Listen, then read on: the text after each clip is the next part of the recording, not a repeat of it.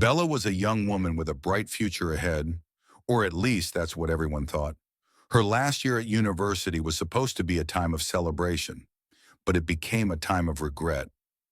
After 7 abortions, Bella thought she had her life under control, but life had a different plan for her.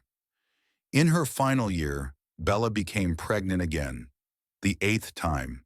No matter what she tried, pills, traditional remedies, or even shady backdoor clinics, the pregnancy refused to end. The fear grew as her belly grew. What she didn't know was that this pregnancy would change her life in unimaginable ways. On the day of delivery, Bella was a bundle of nerves.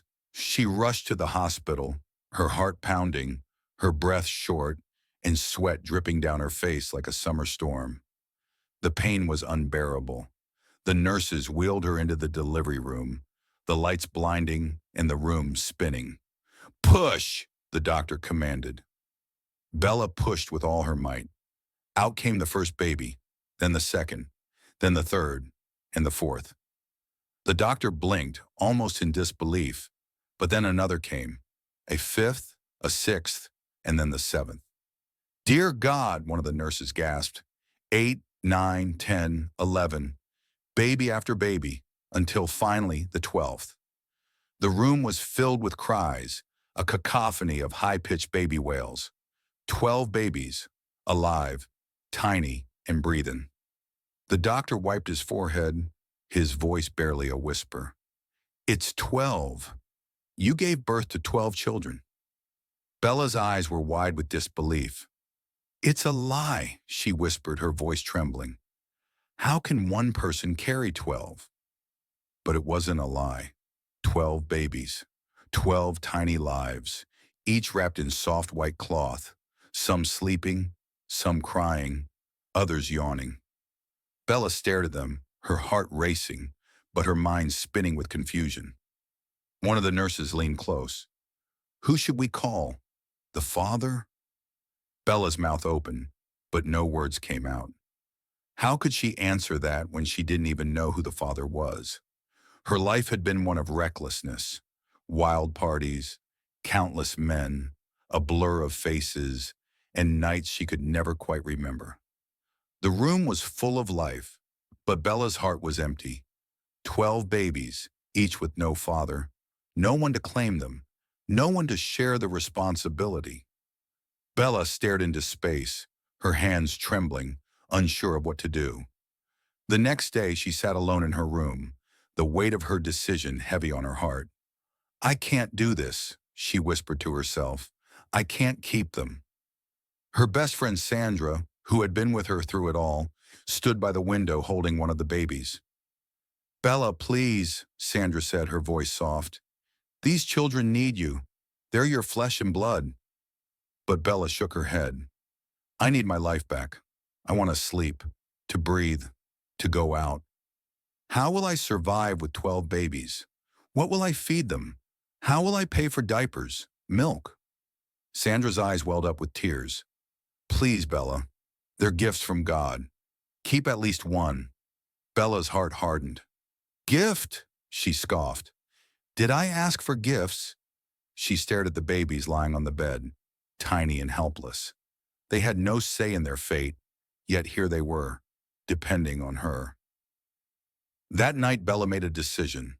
She took out a pen and paper and began writing down the names of the men who had been a part of her life. Some she remembered, others she didn't. She folded the paper and hid it in her purse. Tomorrow she would begin her plan. The next morning, before the sun had fully risen, Bella took 2 of the babies, a boy and a girl. She bathed them gently, dressed them in soft clothes, and wrapped them in warm shawls. She could feel the weight of the decision pressing down on her as she carried them in a small bag, close to her chest. Sandra begged her not to go, but Bella didn't listen. She was determined. She walked out the door and into a taxi, her eyes set with resolve. She had a plan, and she wasn't turning back. Her first stop was a man she had once spent a night with. He lived in a mansion, surrounded by luxury. Bella knocked on the door. He answered, confused. "You again?" "What do you want?" Bella lifted the babies.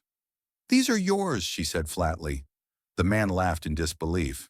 "Mine?" From one night, Bella's eyes locked onto his. "Yes, they're yours. If you doubt it, we can do a DNA test." The man hesitated, but then sighed. "Put them inside." Bella handed over the babies, then turned and walked away without another word. She continued this way, day after day, carrying babies to men who had no idea they were fathers. Some took them in. Others slammed the door in her face. One man even called the police, and Bella had to run. But she didn't stop. One by one, she placed the babies with their fathers, never looking back. As the days passed, Bella's heart grew colder. She no longer felt guilty. She had made her choice. By the end of the week, all 12 babies were gone. Her room was quiet now. No cries, no diapers, no bottles, just silence. And Bella lying on her bed, smiling for the first time in years. "My body is free," she whispered, believing the story was over. But Bella's story didn't end there. Years later, when she married a wealthy businessman, her life seemed to be on the up and up again. But after a few years of marriage, there was one thing missing: children.